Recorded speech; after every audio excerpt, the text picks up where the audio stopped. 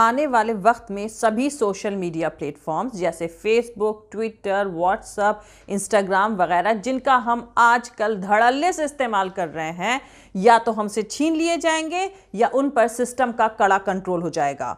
और उसके बाद हम और आप सरकार की गलत पॉलिसीज, उसके उल्टे सीधे कामकाज को लेकर जो कुछ भी आज लिख, बोल या टेलीकास्ट कर रहे हैं उसको आगे जारी नहीं रख पाएंगे। क्योंकि मोदी सरकार सोशल मीडिया प्लेटफॉर्मों की आजादी पर जिस तरह का दबाव डाल रही है, उससे यही नतीजा निकलने वाला है। दूसरी तरफ इस सरकारी दबाव की सिर्फ आधी अधूरी इंफॉर्मेशन ही पब्लिक करी गई है।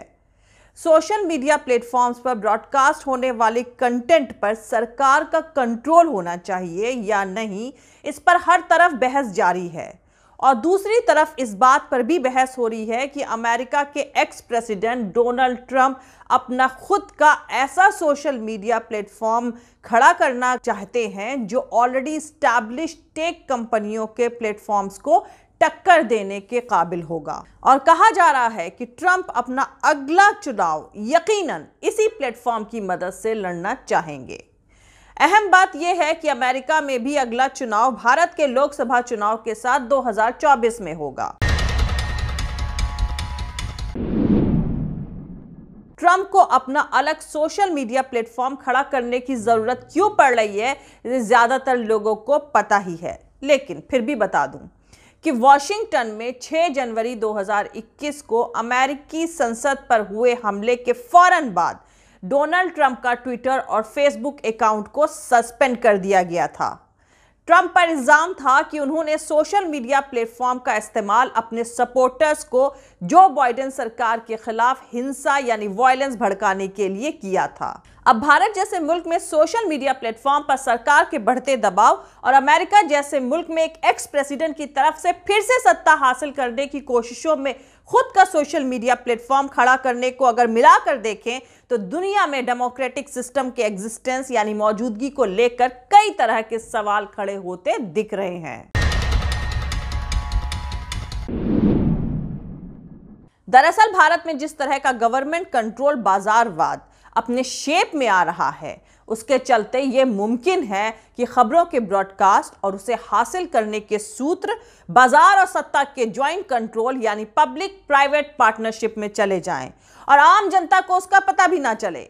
क्योंकि सोशल मीडिया प्लेटफॉर्म को लेकर मोदी सरकार जिस तरह का तमाशा कर रही है, उससे यही महसूस हो रहा है। और इसलिए कहा जा रहा है कि आने वाले वक्त में सभी सोशल मीडिया प्लेटफॉर्म्स जैसे फेसबुक, ट्विटर, व्हाट्सएप, इंस्टाग्राम वगैरह या तो हमसे छीन लिए जाएंगे या उन पर सरकार का कड़ा कंट्रोल हो जाएगा। इसको और बारीकी से समझने के लिए डोनाल्ड ट्रंप पर दोबारा लौटते हैं। आपको बता दूं कि सोशल मीडिया प्लेटफॉर्म फेसबुक ने अमेरिका के पूर्व राष्ट्रपति डोनाल्ड ट्रंप के अकाउंट को कम से कम जनवरी 2023 तक के लिए सस्पेंड कर दिया है। फेसबुक ने जनवरी 2021 में ट्रंप के अकाउंट को ब्लॉक कर दिया था और मई में हुई एक बैठक में इसे सही ठहराया गया था। फेसबुक ने यह एक्शन इस साल 6 जनवरी 2021 को अमेरिकी कैपिटल हिल में हुई हिंसा यानी वायलेंस के बाद ट्रंप की भड़काऊ पोस्ट को लेकर किया था। कहा जाए तो फेसबुक के इस फैसले में यह मैसेज था कि इसके रूल और रेगुलेशन आम आदमी और खास आदमी सभी के लिए बराबर हैं और ऐसा एक्शन यानी नियमों को तोड़ने वाला किसी भी शख्स के खिलाफ लिया जा सकता है। ट्विटर ने भी ट्रंप के खिलाफ सख्त कार्रवाई करी थी और उनके अकाउंट को हमेशा के लिए सस्पेंड कर दिया। तब ट्विटर के इस कदम का भारत में बीजेपी के नेताओं ने काफी विरोध किया था। इस पर ट्विटर ने कहा था कि वायलेंस भड़काने के जोखिम के चलते डोनाल्ड ट्रंप के ट्विटर अकाउंट को हमेशा के लिए सस्पेंड कर दिया गया है और कोई भी ट्विटर अकाउंट नियमों से ऊपर नहीं है। हिंसा भड़काने के लिए उनका इस्तेमाल हरगिज नहीं किया जा सकता। हाल ही में ट्विटर ने भारत में भी कुछ सख्त कार्रवाई करी हैं, जैसे कंगना रनावत के अकाउंट को सस्पेंड करने के साथ ही कांग्रेस की तरफ से कथित तौर से जारी टूल किट को लेकर बीजेपी के स्पोक्सपर्सन संबित पात्रा के ट्वीट को मैनिपुलेटिव मीडिया बता दिया गया था। उसके बाद मोदी सरकार मैदान में उतरी थी और उसने कहा था कि वो मैनिपुलेटेड मीडिया वाले टैग को हटा ले। मोदी सरकार ने ट्विटर को वार्निंग देते हुए कहा कि ट्विटर को चल रही जांच में दखल नहीं देना चाहिए, यानी जब तक इस मामले की जांच चल रही है ट्विटर फैसला नहीं दे सकता। इसके अलावा मोदी सरकार की तरफ से सोशल मीडिया कंपनीज और ओटीटी प्लेटफॉर्म को लेकर बनाए गए नियमों को लेकर बाकी बड़ी कंपनियां तो राजी हो गई हैं, लेकिन ट्विटर के साथ भारत सरकार की खटपट अभी भी जारी है। गूगल, फेसबुक और व्हाट्सएप नए रूल्स के मुताबिक तमाम पदों पर ऑफिसर्स को अपॉइंट करने के लिए तैयार हैं।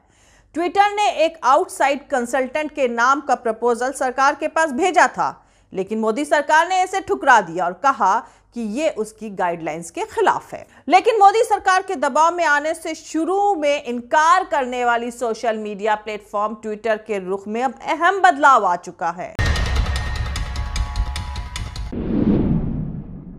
ट्विटर इंडिया ने मोदी सरकार को लिखी चिट्ठी में कहा कि वो नए डिजिटल नियम कानून को लागू करने की हर कोशिश कर रहा है।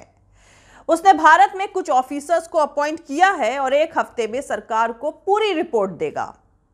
ट्विटर इंडिया ने कहा कि उसने नोडल ऑफिसर, रेजिडेंट और चीफ कंप्लायंस ऑफिसर्स को अपॉइंट कर दिया है। बता दें कि इसके पहले मोदी सरकार ने ट्विटर इंडिया से कहा था कि उसे भारत में बिजनेस करना है तो दिशा निर्देशों और डिजिटल कानूनों का पालन हर हाल में करना होगा।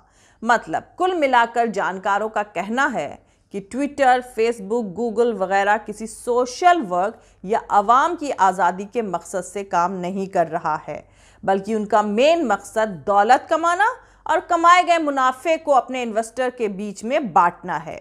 यानी इन टेक कंपनियों को इस काम के लिए काफ़ी हिम्मत जुटानी पड़ेगी कि कोई 40 करोड़ से ज़्यादा की तादाद वाले भारत के मिडिल क्लास के ज़बरदस्त मुनाफे वाले बाजार को वो जनता की आज़ादी की हिफाजत के नाम पर कुर्बान कर दे।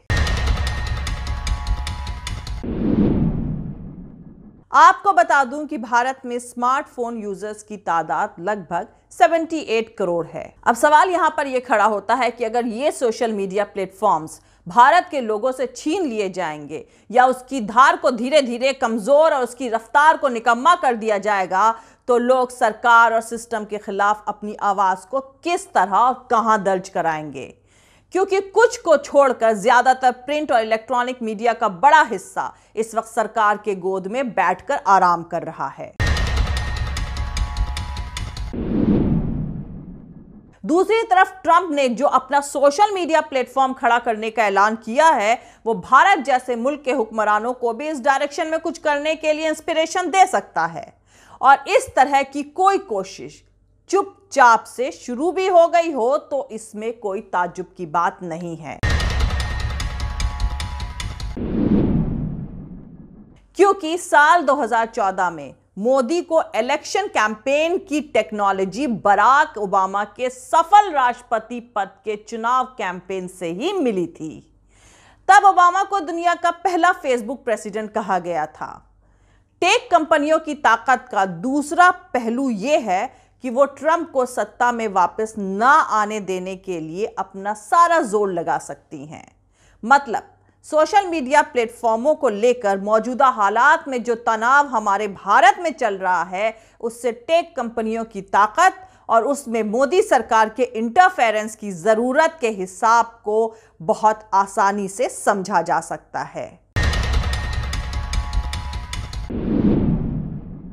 जिस सोशल मीडिया का इस्तेमाल हम इस मौजूदा वक्त में कर रहे हैं, वो अपनी मौजूदा सूरत में जिंदा रह पाएगा भी या नहीं, तो उस पर जानकारों का कहना है शायद नहीं।